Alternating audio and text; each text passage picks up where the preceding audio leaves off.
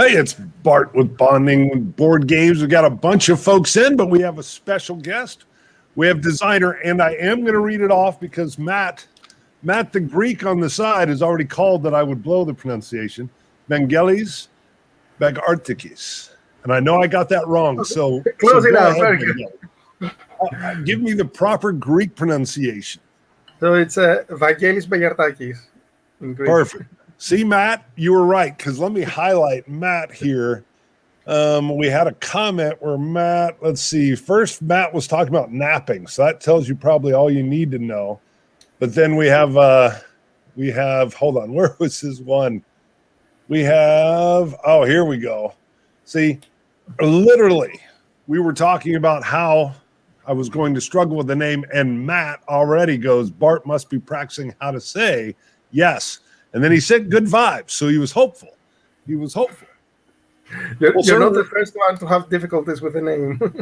That's it. We covered Brunsheen as a German. I'm a German plant. The great-grandfather didn't want to fight for the Kaiser, so when he was 12, he jumped the ship and came to the U.S., so Brunsheen can be a mouthful as well. So, of course, you're a famous designer. We'll talk about some of your designs and some of the things you're working on now, but here's Freedom. Beautiful, beautiful game. Very, very interesting take even from Phalanx on a battle I did not know about that was in Greece. And then, of course, the famous, this was a couple of years ago. This is the first game of yours I'd purchased. I got this on Kickstarter. You had a very successful Kickstarter where really kind of this game had been out, and this was like a reprint on Kickstarter, wasn't it? It may have been the expansion, or okay, yeah, because I think they did the expansion, and then I had missed out on the original, so I was able to like go all in and get everything. Exactly. So, yeah. Yep, perfect game. So, I guess where we can open up is in a little bit. I'll go through and we can do a little roll call, but we'll let a few people come in.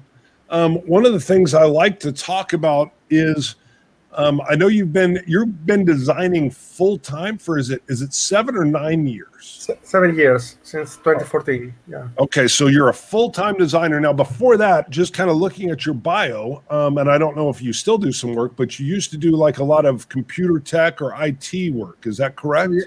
Yes, I was working in an IT company as an analyst, basically. So yeah, it was for like 6 or 7 years there, and then I decided to go full time on game design. Beautiful. Now, I know you've got several games out. I listed them in the bio, just in the description. What was your very first design that kind of took off that you knew, yes, I can be a designer? So my first game was called Souvlaki Wars. You know Souvlaki, right? Yes, I saw that in the title. I have not played it. So Souvlaki is very famous in Greek. It's the number one fast food here. So I was a player of board games, obviously. I started with Magic the Gathering initially, and then a friend of mine introduced me to some board games. I got hooked, and I started playing more and more board games and less Magic the Gathering. So at some point I started having ideas of my own about games, and I thought, okay, let's try to do something that will be appealing to people here in Greece. And I don't know how exactly the idea came, but something around Souvlaki and people, stores, taverns selling Souvlaki. And so I thought, okay, you can have clients going in and you have to serve them and give them what they have ordered. And, your goal is to get the best customers, the ones that will give you more money and reputation. So I started putting this idea down, and I created the first prototype. So, and around that time, I had already started working on the game, but someone in the local Greek board game community, who were very small at the time, just a few people, he had an idea, let's do a game design contest among us. So there, okay, I said, all right, I have this game that I'm working on. This is the one I'm going to submit. So we had decided to do it like a daily event in a board game cafe. So we went there, and there were people coming and testing, playing our games. So and I actually remember when I went there, and I saw the other prototypes that the other designers had made. My idea was like, oh my god, what am I doing here? This is there's no point. I'm not. There's no point in me being here, and I can't compete with these guys. Because I had done very good work in the graphic design, excellent, graphics components, everything. Mine was printed on Word, basically. I had used Microsoft Word to print out some cards. So people played the game and they were really enjoying it. And at the end of the day, there were people voted after they played the prototypes. They were voting on which one they preferred, and mine got first place. So, and this is when I realized, like, okay, I have something that maybe it's good. It's better than I had expected. Yeah. So I approached probably the biggest Greek publisher, the one that I was familiar with due to Magic the Gathering. So they were the ones that had brought board games in Greece. They had translated a lot of famous titles like Catan, Carcassonne, Settlers, these things. So I approached them and I told them, "Hey guys, I have this game. It won first place in this contest that we did. Would you like to take a look at it?" So I showed them the game. They tried it, they liked it, and they decided to publish it. Beautiful. And it actually went very well. For the Greek market, it's an evergreen game. It's still being reprinted and published. So pretty happy with how it went. Yeah. So basically, that's where I realized, hey, okay, this is nice. I can do this again. So I had other ideas in my mind. So I thought, okay, let's start working on other games. So that's what got me into game design. And as you said, on 2014, I made the jump to do it full time. By then, I had made a few more games, with the most famous one being Among the Stars, which is a predecessor of Fields of Green that you showed there. So it also had done very well, and I wanted to work more on it and more on game design because I was really enjoying it. I was very passionate, about game design. The problem was that my family was growing. Around the time we were expecting our third child. All right. And I had literally zero free time. So it was killing me. I mean, I wanted to work on games. I wanted to design stuff. But all the time that I had when I was not at work had to be spent with the family. When the night came, I was dead tired. So I didn't have this option to work, on the side. So a good friend of mine, Konstantinos Kokinis, who ran Sartipia Games, around that time, he had published Among the Stars. So around the time, he was also looking to somehow, expand a little bit his company. So he suggested that I go to work there. So I did, and so that was how it went from there. So since 2014, I've been working as a game designer / developer. Beautiful. Now, game-wise, so as far as your gameplay, it was Magic the Gathering that first gets you in, or were you playing some other things? Or it was just your first passion, or how did that work? When I was young, I was very much into video games, very much. And I remember I was playing with a Game Boy, a handheld console. Sure. Immediately when it came to Greece, I was one of the first people who got their hands on it. A friend of mine at school had gotten one from the US. An uncle of hers had brought it. So me and some other friends had seen a Game Boy before coming here in Greece. So we were really hooked with it. Then, I was into PC gaming, a lot of games on the computer, mostly adventure games, strategy, that kind of stuff. So I was raised playing video games, and I remember that my mother was always telling me, "Come on, you're playing games again. These are not going to bring you any money, you know." This was a very famous line that I held from my childhood. Sure. So, right when I was, near the end, the final years of school, due to having a lot of homework and a lot of studying, um, I tuned down a little bit. I toned down the gaming. So when I went into college, I started playing again, mostly video games. But that was when I found a local community for Magic the Gathering, Magic the Sure. Gathering players. So we started playing a lot. We were going into tournaments,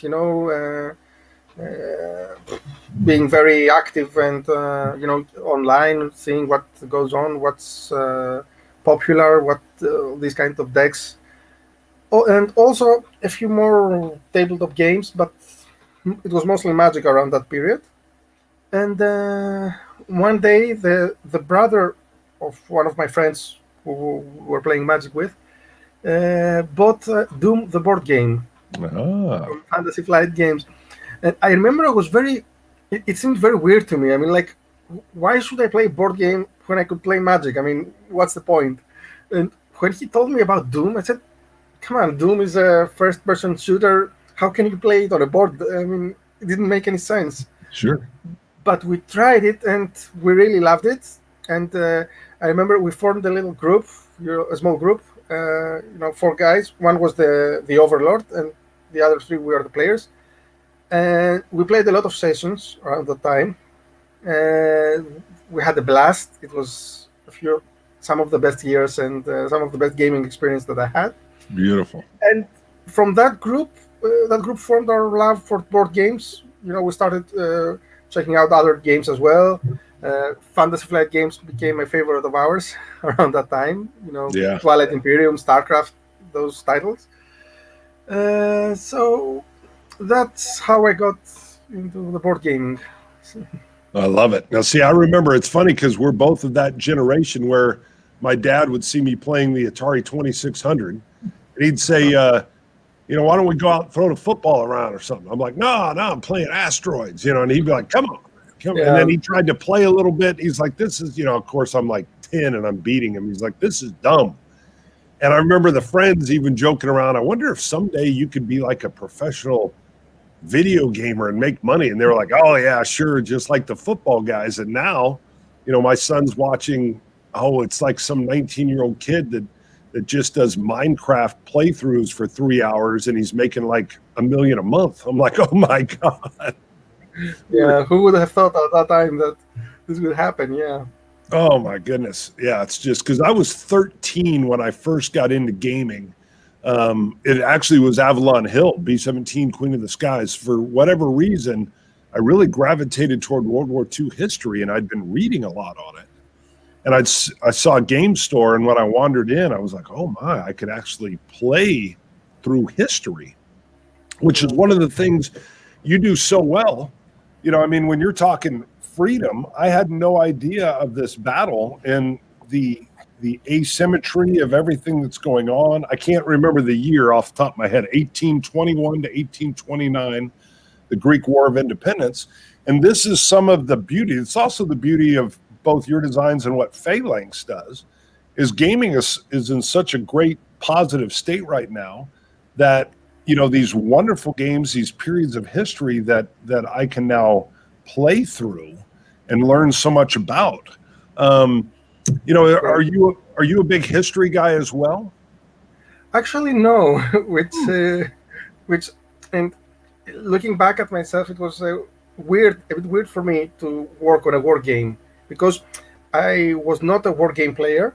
Okay. I mean, I would play anything, and even now I'm willing to play anything, any type of game. I don't have, no, I'm not touching this. I will play the silliest of games, and I will play the heaviest of games. So I don't mind that. But it hadn't occurred, for me to actually play, one of those Avalon Hill heavy war games or such. But I had played 1960, The Making of a President, which is a war game in disguise, You bet. basically. And I had thoroughly enjoyed it. I loved what he did with the event cards and how you could learn about things and relive the history, but in a very fun way, and without having to memorize stuff. And I really had it, and I still do. I have it in very high regard. I had heard of Twilight Struggle, but I hadn't played it when I first got the idea of Freedom, which is also event card-driven, basically war game. So so I can tell you how Freedom came to be, because since I had no experience with war games, and suddenly I found myself working on a war game. So I was in around 2011, 10 years ago, on March. We were celebrating the Independence Day, and we had gone to watch a child's play that had to do with the War of Independence, and it was about that year. It was about Missolonghi, about the city in freedom. So, and I was watching this play, and there were some stories evolving in the narrative. So, and at some point, I knew from history that at the end of the siege, the siege ended in a big sortie. I mean, the people decided to leave instead of surrendering. They decided to leave. However, their plan was betrayed, and it ended up being a massacre. A lot of people died.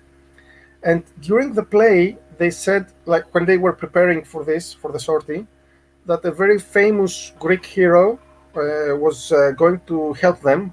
He was about to come and at the same time attack the enemy forces from behind to create a diversion.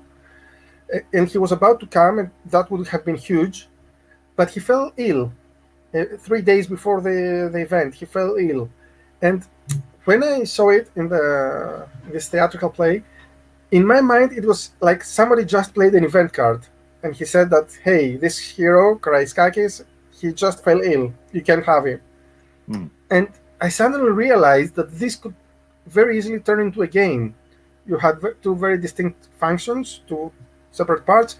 It was very close. The outcome of the siege was very close, because the Ottoman in charge, Ibrahim Pasha, had said that had those snows on the mountain, had they melted, we would have left.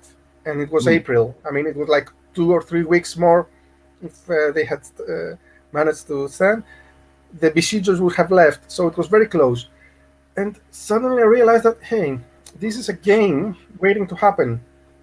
So why not give it a try?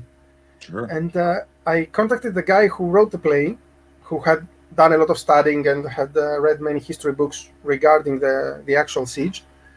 I told him my idea, and he agreed to help me. Because, as I said, I wasn't so much into history. I knew the basics. Sure. But I was fascinated by this event, so it was a chance for me to learn even more. And so initially, you know how it is when you meet a guy and you say, let's do this. And yeah, let's do it. And then nothing happens. Right. So some years went by like this, where we would see each other, every 6 months, every year, and we would say, hey, we need to work on this. Yeah, we need to work on this. And that would be it. And some point around 2014, when it was around the time that I started working full time, he approached me and said, look, I just finished my studies. I'm about, to start looking for a job and things. This is a small window that I have where I have time, have a lot of free time. If we don't do this now, we're never going to do it. So we said, okay, let's go on this. Let's do it. So he read a lot of books. He did a lot of reading around that period. So he was providing the historical knowledge and all the facts. I would come with my experience on game design. By that time, I had even more experience than when I first had the idea. So yeah, we started putting everything down. Like, okay, what's the battlefield going to be? How is it going to look like? Okay, so how are the attacks going to be? So he would explain to me what actually happened during the siege, and all of the decisions were based on the actual facts and the actual events. So I was, in the back of my mind, I was using the idea of 1960, like, okay, you have a card, it depicts an event or a personality, like a famous hero, and you can either do what the card says, or you can spend it for points and do other things on the board. And it seemed to work. I mean, we had a whole list of actual events that happened during the siege, and there wasn't a. Usually when you design a game, you have two different factions. You want to balance things and say, okay, I'll give this ability to them and that ability to the others, and you try to balance things. So we didn't start like this. We started with the actual events. Like, we would go through the list. Okay, so this happened. How do we translate this into the game? Okay, let's say that it gives you this and that. All right. So we did this, and when we started playtesting, it was actually well balanced. I mean, it was close. I mean, it wasn't like one of the two parties was super strong and the other was very weak. So obviously there was some fine tuning afterwards, but even from the start, there was a nice balance between the two sides.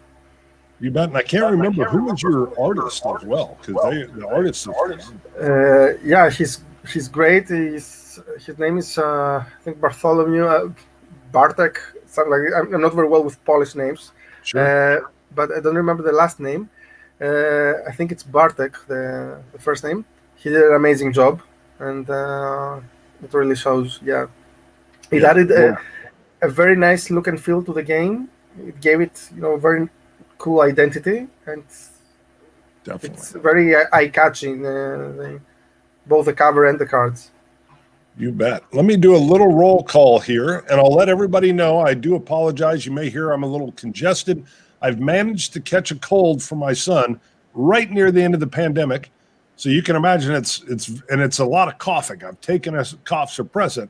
But yeah, when I go out in public right now, I get a lot of stares right at the end of this thing, and I've got all this. So if you can hear my congestion, I apologize, just letting you know. Let's see. So we've got Matt. We've already seen Matt in here, but we've got, what is it? Aetherius, 1977. He's proclaiming the Greeks are back. The Greeks are back. And then, of course, Matt's got to jump on that. So we've got a lot of Greek love going on here. Let's see. Oh, we see. And Aetherius, he was excited. We saw this as we were preparing to come on. So they couldn't wait to have you on here. Let's see who else is in. I know Matt's been in here. Whoop, it just jumped on me. Sorry, as we got some other topics coming in. I see Trevor Just. I see Magnus. Magnus is in from Sweden. So let's see. We've got Trevor. Hello from the Democratic People's Republic of California. There we go. Trevor was not a fan of the drastic shutdowns in California, so you should see. If I traveled now, Trevor, with my cough, I'm sure I would get in a lot of trouble if I went and strolled on the beach. Let's see. Trevor wants to know, do you still play Magic? Every now and then, yes. I would, for some time, I would play on pre-releases only.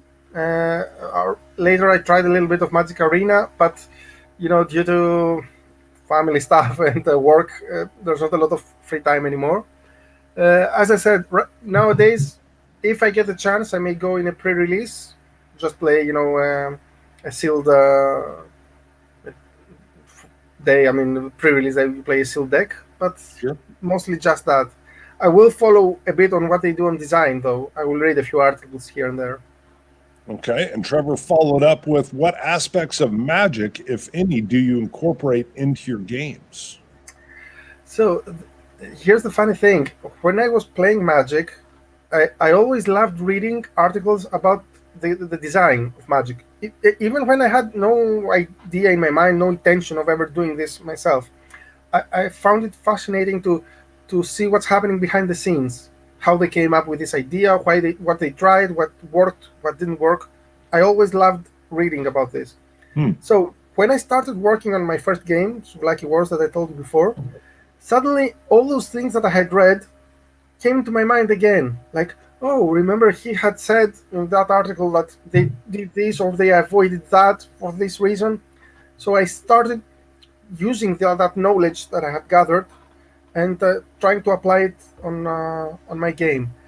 So there's not a specific aspect of magic that I incorporate in my games, but it did play a huge part into me understanding how design works, what is best, what you should avoid, how you should give a lot of emphasis on what the players will appreciate, what they will like. It's not only what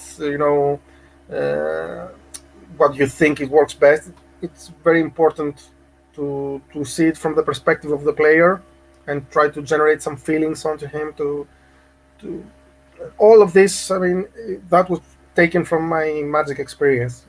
Love it. We have Vorpal Bite has come in. He's just saying hello, crew, and he's proclaiming that he's here. Vorpal is present. Let's see. He loves his miniature games, so I'll give him a little shout out here. He had a spectacular miniature game on the table this morning, Vietnam Operation Starlight.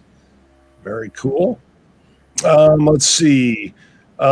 Matt, who I'm going to continue, Matt the Greek, freedom brings to mind that the city, can't say that one, is about 40 kilometers away from me. So which city is that? How would I pronounce that? Ypsilanti. Very nice. Very nice. So, all right, let's see. I'm absolutely okay. Mass market games. Let's see what else is in here. The people, okay. Vorpal was shouting down COVID. Chief has COVID. See, that's what, as soon as you get a cold, no, I still have taste and smell. Unfortunately, I've already had COVID back in November. That was not pleasant. He doesn't want a computer virus. Let's see. Subcommandante says, love these games that teach me history I don't know and are true to the history whilst also being fun. Yes, same deal. I call it playing through history.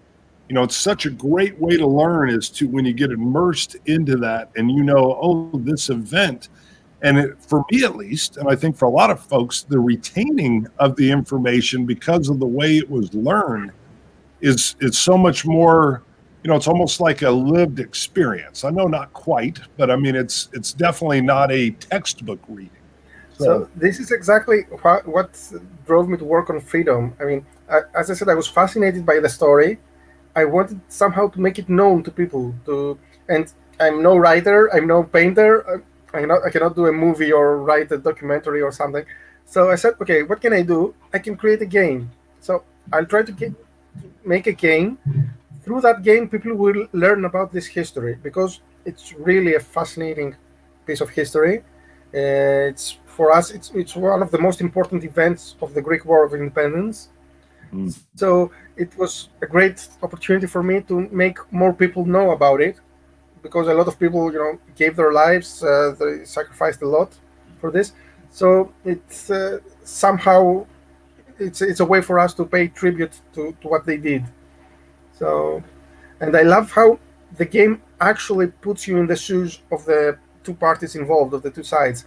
One of the things that we noticed even early on in playtesting was that you felt like what the people in the actual city felt during that time. So initially in the game, you see this huge army outside of the gates, and you're saying, okay, so this is going to be very hard for us to withstand. The morale on the Ottoman side, on the Imperials, is very high because they're saying we got this. It's going to be very easy. But as you play and you realize that it's very hard for the besiegers to enter the city, because it was really hard and there was a lot of very good defenses on the part of the insurgents. So the morale of the people inside Mesolongi goes up, and they're saying, hey, we can do this, we can stand. The morale on the other side drops very low. At some point you're saying, I can't do anything. If I try here, I'm hitting a wall. If I try to go through the lagoon, it's very, very hard. How am I going to get this city? So at some point the exact they are reversed. The roles are reversed. Like the morale is very high on the one side and very low on the other. And right when you say that, okay, the siege should finish, and like we've won, you have that's where Ibrahim Bassa from Egypt, the allies, they come to help the initial forces, and they bring in new troops. They are more experienced with artillery. They bring a lot of ships, so they manage to do a full blockade on the sea. And suddenly, the tides turn again. The tide turns. The people inside the city have no way to find food suddenly, because all the ways they had that they were smuggling food inside the city, suddenly all of them stopped. Yeah. And once again, you see going the other way around, but near the end of the game, it's really, really close. I mean, the attacker managed to get on the wall. The insurgents managed to drove him away to kill those units. You have a constant back and forth, and it ends up being very close, and it actually manages to give you this feeling of what actually happened 200 years ago. So that was something that I was very proud of, what the design managed to accomplish in regards to this event. Sure. Now, can you give me a state of gaming in Europe in general? I mean, I know we have Poland. Sorry, we've got a little bit of echo as I come in. The software will catch up. We've got a lot of design work coming out of Europe, and of course, we've had this huge. It used to be, I used to even tell people when we invited them over early on, like 2006, hey, come over and play some German games. Well, that's gone now. Now it's Euro games to kind of give the feel. And but what's the gaming resurgence like in Europe? So you have, as you said, Europe is more famous for its Euro games, like where you have games mostly based on their mechanics, on making you calculate things and say, okay, what's my best option here? Should I give this to get that? And how should I approach this game in order to score the most points? On your side, on the US, you mostly have games like simulations, where, hey, I'm the Marine holding a gun and I'm trying to kill whatever moves, or a sergeant, or whatever. So as years go by, you see those two get more mixed all the time. The famous Euro trash genre, which tries to combine both. Right. And you also see a lot of emphasis being put on the aesthetics of the games. So back in 2006, as you said, okay, there were some graphics on the games, but it wasn't, like a masterpiece. Some of them were a bit dull, a bit, boring aesthetically. Even though the gameplay was amazing, back in the day, there were some real gems put out. Yes. Right now, you see a lot of effort trying to have not only good gameplay, but good aesthetics as well. You try to enhance the full experience. So it's not just the mechanics that will intrigue you, but you also want to have a good time. You want to have nice bits, whatever they are, even if they're not miniatures, they may be custom wooden shaped bits. You have amazing artwork to draw you in, to make you want to play the game. So you're trying to have a total experience, not just one single thing. Right. And that was probably one of the hardest things. Well, not the hardest thing with the pandemic, obviously the loss of life, but the gathering, my house, we have a lot of gatherings because games are so social. And even a lot of the officers, the younger officers I work with on the police department, I would talk to them and they'd say, you're playing board games? And I would describe a couple, and something like Battlestar Galactica would hook them in because they knew the property, they knew this space thing. And then I'd say, and there's a secret traitor, the Cylon. And I could get them to come over. And as soon as you could tell because they were mostly video gamers. They were gaming. I had one buddy who's huge. He plays more than I do now. He had a group of friends, but they were all just in their basements, headphones on, playing each other. And after he'd come over here, he bought the game and said, hey, I'm going to buy pizza. I'm going to buy some beer. You guys come over here. We're going to play.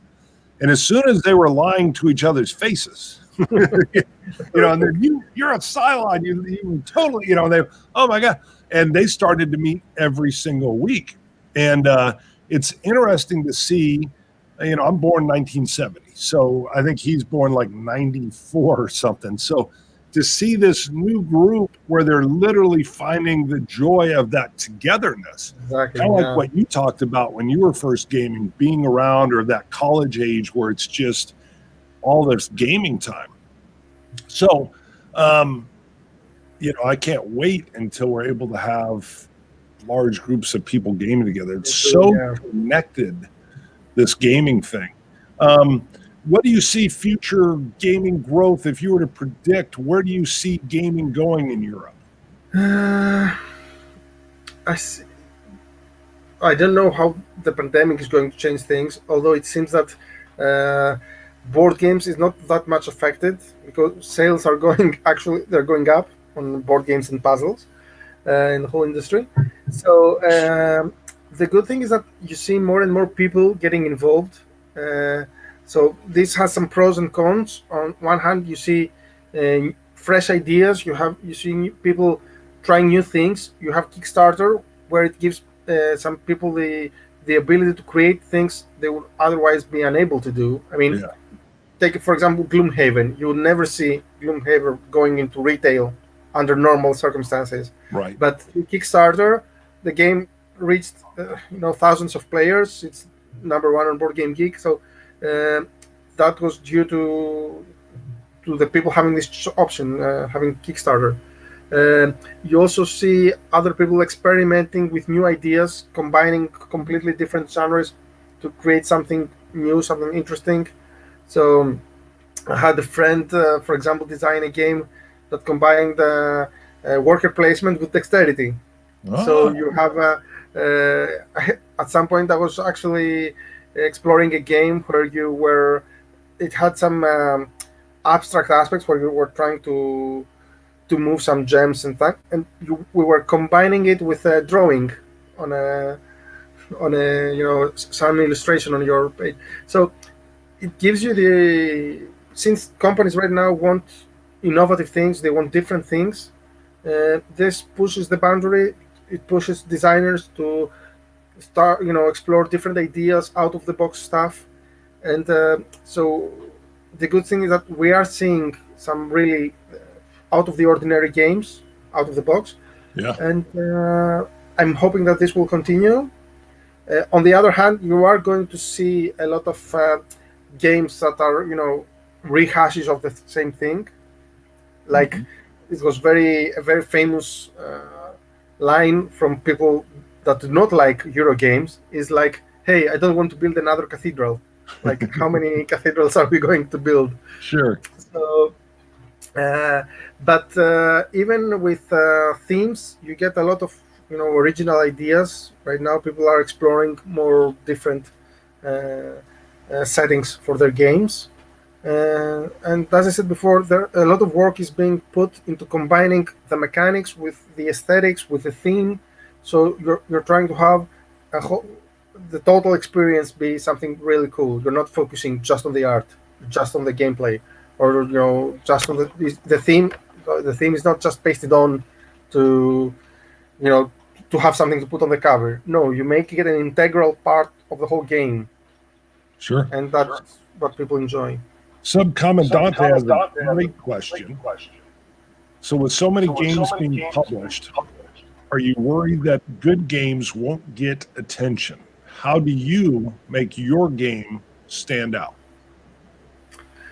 So this is actually a very good point, and it's true. This is let's say a problem of our times, that there are just too many games coming out. I remember when I started getting into board games, we would see those big releases every now and then. Essen would come and we would see like, okay, these are the top 5 games from Essen or from Gen Con. And the groups that we were hanging out with, or the Greek, board game community, we would end up playing all of those games, and we would share, we would discuss them, all of it. After a little while, you had Kickstarter, and there would be like one big project every 3 months. So and people would get excited about it and they would write stuff. Right now you have 3 projects per week that are of this level. Yeah. So people cannot follow all of them. They don't have time to play all of them. So a lot of games end up being lost. You cannot cover everything. You cannot play everything. You cannot follow all the companies and all the work that's being put out there. So on one hand, to make your game stand out, on one hand, you have to make it the best game you can make it. Like, okay, if it's a good game, it will find its way. If it's basically you need to make your game great. Good is not good enough anymore. I mean, Sure. there are games right now that 10 years ago they would have been masterpieces, and right now publishers won't even look at them because it's not like that they are bad games. On the contrary, but we're looking, for the extra level, something different, something even better than that. So that's one thing that you need to do to make your game stand out, is to make it great, not just good, but great. And now, beyond that, you have to make use of the tools that you have. Like, you have to advertise it, you have to promote it.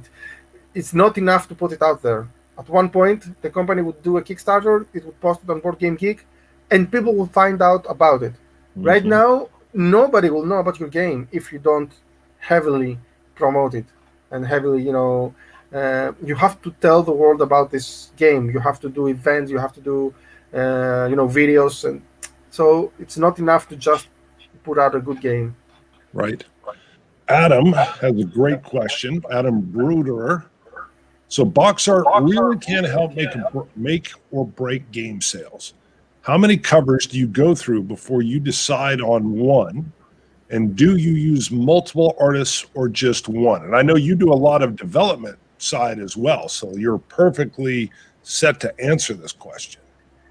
So yeah, mostly it's the publisher that takes this decision. It's not always on the designer or the developer. Although we are shown the cover and we are asked for feedback and we can give input on this.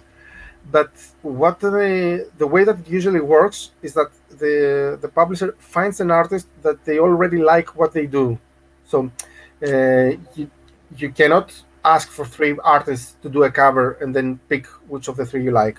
No, because the artists need to be paid, so you can't just tell him to do a cover and then, okay, no, I'm not buying it. So it's binding. When you decide to go with an artist, you get what he will give you. However, before deciding to go with an artist, you've already decided that you like his work. You've already seen examples of what he can do. So usually you will send him a description of what you want the cover to depict, and he will come back with a rough sketch, so that you can see if it's the way that you had in your mind, if it's moving in the right direction. And this goes like this depending on the artist. Some artists will they will have more steps like this, like, okay, see the next version, see the next version, see the next version. Other artists will just send you the finished piece of art, and you can still ask for some slight changes, some adjustments to be made. But more or less, when you decide to go with an artist, you will use whatever he gives you. Huh. And I'm going to pop out. Adam is thrilled I got his name right, so at least there's one success. Now, with Freedom, you had tons of art, too. We're not just talking the box cover. Every one of your cards in there has art as well. And I assume the same artist, because the card art was also fabulous. Yeah. He did an excellent job. Huge undertaking. Now, just to show your versatility, so Fields of Green, you go into basically building a farm using cards. Yes. And so I wanted to spend some time on this too. So immediately when I saw it, it was, I've got it box wrong here, but beautiful on this. And then my grandfather owned and ran a farm, and my dad grew up on a farm. So immediately I was like, oh, this looks great. So showing your diversity in design, where do you get the idea for Fields of Green, and then how does that come to fruition? So there's an interesting story there as well. So I had made Among the Stars, which was the concept was to build a space station, and that game, I had the idea of putting down the cards and building those station. I hadn't decided yet on how players would get their hands on the cards. So I had played Seven Wonders. It was around the time that Seven Wonders came out, and I was very hesitant of using that mechanism because I was afraid people would say, "Hey, you just copied Seven Wonders." But when I tried it, it worked really well. And on the other hand, the rest of the game was completely different than Seven Wonders. So I decided to go with that. And so Among the Stars was published and went really well. And at some point, the publisher of Fortipia Games, Konstantinos, said, "Hey, why don't we try to do something like Among the Stars, but with a more, down-to-earth theme, like farming?" You see, especially as you said, in Europe, people are they like more, themes that they can relate to. Where in US, you like a lot of fantasy, you like a lot of science fiction, but Sure. So he said, "Why don't we approach it like that? I mean, create a similar game with a farming theme." So initially, you had this fear that it was going to be the same game rethemed, which was something that I definitely wanted to avoid. So we had something that we hadn't used, a mechanism that we hadn't used in Among the Stars, and we said, "Okay, let's try using that in this game." Basically, it was abilities that would trigger at the end of every round, not just at the end of the game. So in Among the Stars, you had immediate effects and effects at the end of the game. So we added effects that would trigger at the end of the round. So I realized that this could, the theme behind this could be the harvest phase, where every round you do the harvesting and you gather things. So we themed it like this, and suddenly a lot of things started coming into place. We realized that by putting things in the middle of the round, in the middle of the game, at the end of every round, you actually have an engine building game. So, and it was made like this, so you have to plant, to add water to your fields to get food. You got that food, you would give it to your animals. The animals would produce money because you would sell them or you would sell their products. And then you would use that money to expand your farm, basically, to build more buildings. And so you had this chain of things going in, and it ended up being a very different game than Among the Stars. I mean, the experience was very different, and it was also very thematic. I mean, you actually felt like, hey, this makes sense. I just built this field over here. I'm getting water near it. I'm trying to make sure that it's watered properly, and then I'm using those products. I'm trying to expand. And the thing is that I also did a lot of researching to make sure that if I could, the abilities, I wanted them to be connected to what they were depicting. I remember reading about plants. I remember reading about animals.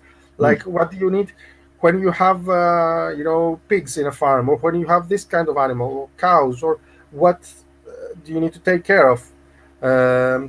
I remember reading about garlic, for example, that it's a very good companion plant to fruits or something like that. I'm not remembering perfectly right now, but this triggered the ability that I put on the garlic field, that, hey, it gives a bonus if you build it next to a fruit field. So I tried to put as much theme as I could in this, and I believe it worked. And it was very, fulfilling for me to read comments saying like, "Hey, I have a farm. I grew up in a farm, and I really like this game because it reminded me of my youth, or it reminded me of what my father did." So that was very nice that it managed to get this feeling right. Sure. Now I'm looking, you've got a lot of games behind you. So moving away from games you've designed, obviously, and you've already said you're a player, and I can see some Fantasy Flight there, Mansions of Madness, and a lot of different things. Yeah. What, and I know if you're like me, your kind of game trends will vacillate or move around. What's one of the favorite things that you like to play right now, or what's a go-to game for you? So right now, due to the pandemic, I'm not playing that much, and it really hurts. But Sure. For the pandemic, a game that my group had enjoyed a lot was Nemesis, which was heavy Ameritrash. Like Sure. we had enjoyed a lot, and we had also started playing Imperial Assault and campaign in the Star Wars universe. Nice. But then we also gave it a shot when the pandemic started, and we were forced to be indoors.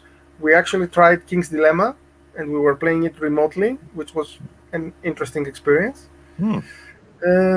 So yeah, these days we will try whatever works best on the digital platform that we're going to use. A game that I played yesterday for the first time, and I really, really enjoyed it. I mean, it was a blast. Was Role Player. So I had a blast. I mean, I had heard it was good, but yeah, I really, really liked it. Now, Vorpal, on that same note, he says, Van, what's your favorite game? Do you have a favorite one of all time? That's a hard question to answer. It's like, what's your favorite child? Sure. No, I mean, there are a lot of games that I enjoy. It depends a lot of. I can't say that this is the single best game ever, but there are games that I really have in very high regard. Doom has a very special place in my heart because it's the game that put me into board games. You bet. Other games of that period, like Twilight Imperium and StarCraft, are also very high. Nemesis managed to get into my top games because we really enjoyed it. Yes. But also some simpler games like Santorini. It's an abstract game that I really love. I think it's a brilliant design. Yeah. I liked Azul, the game that was published a few years ago. Love it. So yeah, it comes and goes on what the best game is. But yeah, I mean, the games that I usually enjoy the most are these huge games with a lot of things going on, miniature stuff, planets, exploring, whatever. So love it. Now, game design wise, what was your easiest design? Did you have one that came to you and just transitioned and came out and was not much of a struggle? The thing with game design is that you think that something is going to be very easy. You think that, yeah, I'm going to design this in no time. And it turns out that 3 years afterwards, you're still working on that game or something. Sure. So I think probably the easiest game that from the ones that I have designed is probably, it's called Palermo. It's a variant of Werewolf. Okay. So in Greek, we never got used into the werewolf theme for that game. We would always call it Palermo, which is an Italian city. The theme was always mafia in Greece. When I was in college and people all around, when they play this game, they play it with a mafia theme. Okay. So at some point, I worked on a variation of werewolf, and it was the key of the game was to have everybody have a role, not just because when I was young and we would play the game, it was only the mafia guys, the assassins as we would call them. There was the snitch and the person. That was it basically, just these. So we still love the game, but whenever you would play, you would get a card that said, "Okay, you are one of the citizens. You are somebody, a bystander." It felt a bit like, hey, I want one of the exciting roles to play. Sure. So I wanted to make a version of the game where everybody had a role. So I added things like, you have the judge, the doctor, the detective, the photographer, a lot of things, the former cop or the crook, or there were. So when you play this game, everybody has a role and they do something differently. And that was relatively easy to design because I had played a ton of this game when I was in college. Got it. We would gather at some houses and we would play for hours, again and again and again and again. Yep. So yeah, it was relatively easy to design that game. But for most of my other games, there's been a lot of hard work. Sure, 100%. Is there anything that you're working on now that you want to shine some light on or talk about? So the game that took most of my time during 2020 is called. It's going to be released on Kickstarter in a couple of months. It's called Hegemony, and it's also a very heavy game in the terms that it's a politico-economic, asymmetric, card-driven game. So you have 4 different factions, which are the various classes within a society. You have the capitalist class, another player is the middle class, another one is the working class, and you also have the state. And they are trying to pursue their own agenda, and they do this by changing policies. You have like fiscal policy or labor market or taxation. So each of them tries to affect these policies that are in effect in our state, let's say. And it's a very useful tool. It helps you to understand the dynamics in real world society, how things work within a country. What if you change these policies in a country? How does this affect everyone? So not only is it an interesting game from a strategic point of view, like what's the best way to win. It allows you to learn things. It has a high educational value, if you like. Sure. And it allows people that are not into politics, or they hear terms that they're not very familiar with, they're not 100% sure what they mean. It allows them to understand them better, and it will help them understand the world that we're living in as well. Excellent. Vorpal has a question for you, and then we'll start to wrap up. So he says, Van, what is the most complex game you own? I think that would be Here I Stand from GMT. Okay.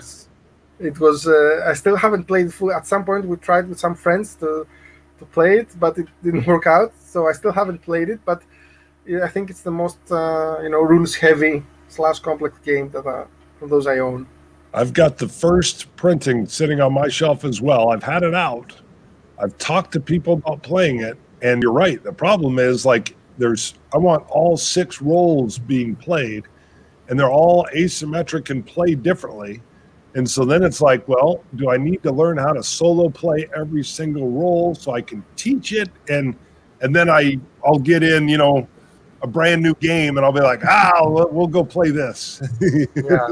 So, the problem with asymmetric games, which, working on Hegemony, which I mentioned before, I'm now seeing it firsthand, is that when you're trying to teach it, it's like you have 4 different games to teach. So it's not the easiest of tasks. You need to have your players be, having studied before. Beautiful. And I think Matt the Greek is giving you a send-off here, if I believe. Yeah, Kalinichta. So, or is it too early for good night? It's about 6 p.m. your time, is that right? 8. Actually, it's 8 o'clock right now. So yeah, it's getting dark. So. All right, we'll take one more question here. I see. Do you have any good advice you can give new designers trying to get into the industry? Ryan Stutter.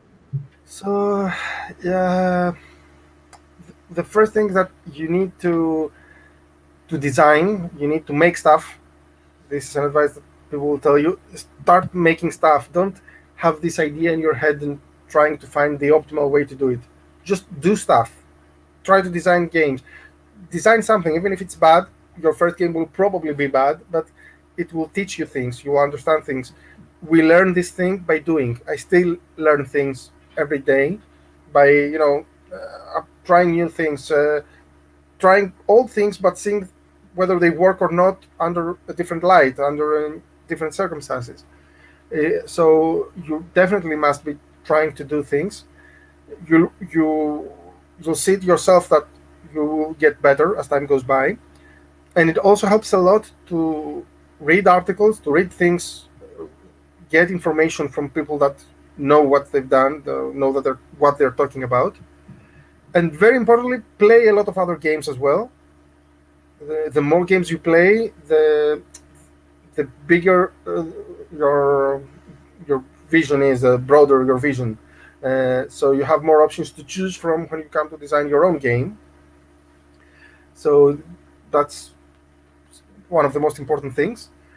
And as to how to make it in the industry, you have to be patient, because especially right now, as we said before, it's the companies are looking always for different things, innovative things, and there are a lot of rejections going in. Even people like me, who have designed a lot of games, we still receive a lot of rejections whenever we try to pitch our ideas in companies. This is something that you need to get used to.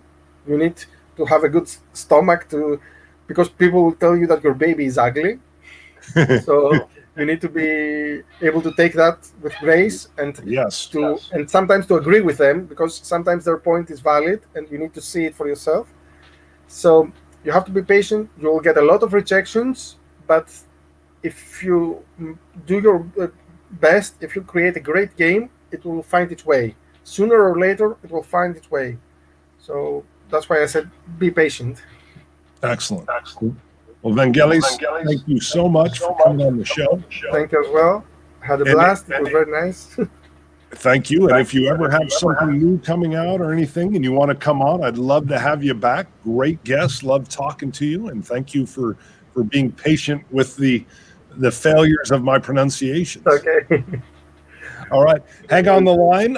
Thank you, everybody, for your questions. Great questions. Thank you very much. And we're going to sign off at this point in time. So see you guys later.